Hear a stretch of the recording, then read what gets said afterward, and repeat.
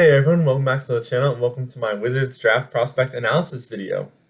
This year I decided to avoid doing a mock draft and just found a list of potential options for the Wizards at pick 6 and just kind of go over their strengths and weaknesses. So let me know what you think of the format and I'll see what I end up doing next year. But I think this will be a good format and just kind of going over more of the players and their strengths and weaknesses.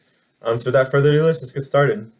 Starting with one player who if you told me this last week that we would be in play to get him, I would not believe you, but it seems like we are in play to get him, which is Ace Bailey. I will go over that in his weaknesses, but starting with his strengths, he's a 6'9" forward, nice frame, obviously very athletic, and also just a great scorer. But now let's go over the main weakness, which is his character.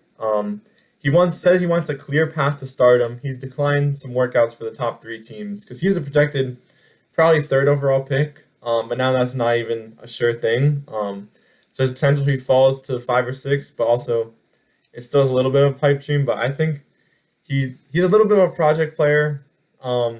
Has some shot selection issues and handle issues. But I think if he would be a great player if we ended up getting him. But like I said, I think it's still a little unlikely, but it's a lot more likely than it was before. So this is definitely an interesting story to monitor. Definitely one of the biggest storylines of not just the Wizards draft, but the draft as a whole.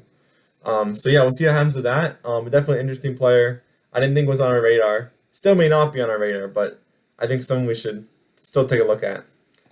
The next couple players are some 3 guards who I think could be good additions to the team. Starting off with Trey Johnson, he's got great scoring ability and great frame. He's just a pure scorer. Got to work on strength and defense and see if his game will really translate at the next level. Kind of similar, we have Jeremiah Fears, more athletic, more of a scorer and playmaker. And similar to Trey Johnson, just needs to work on strength and defense and hopefully translating his game to the next level as well. Then another one is Kasparas Jakushonis, another guard who's got a nice frame and is definitely more of a playmaker and less of a shooter and scorer. And still has some more issues with defense. But those are 3 guards I think the Wizards should take a look at.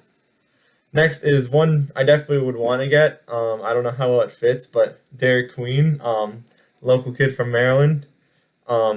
Definitely has a nice frame, great scoring. I was definitely showcased in the NCAA tournament. Has to work on his shot a little more. But I think this would still be a great addition for the Wizards. At 6, we have Kaman Malawach. Haven't heard his name too much, but I think still could be an option. Obviously, he's huge. He's 7'2", amazing defense and shot blocking, pretty mobile. But offensively, I think he's still a project.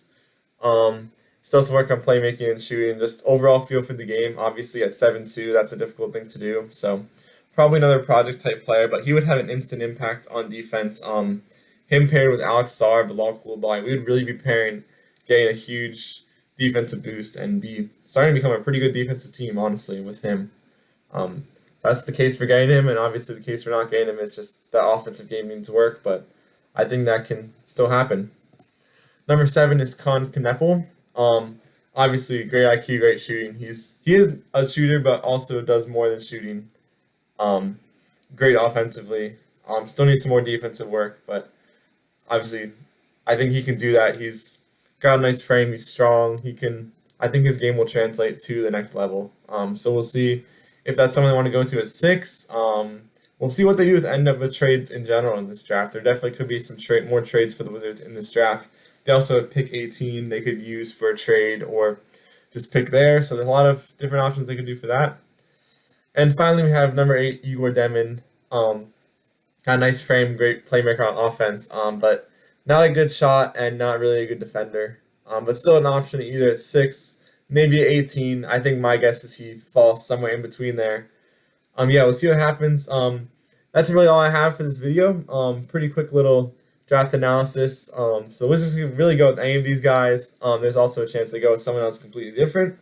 And they also have pick 18 and pick 33, where there's plenty of other options there. So they have a lot of options in this draft, which is always great to have, a lot of options and a lot of ways to do it. So I trust this front office, and hopefully we can get some stars in this draft and continue the rebuild and continue improving next season.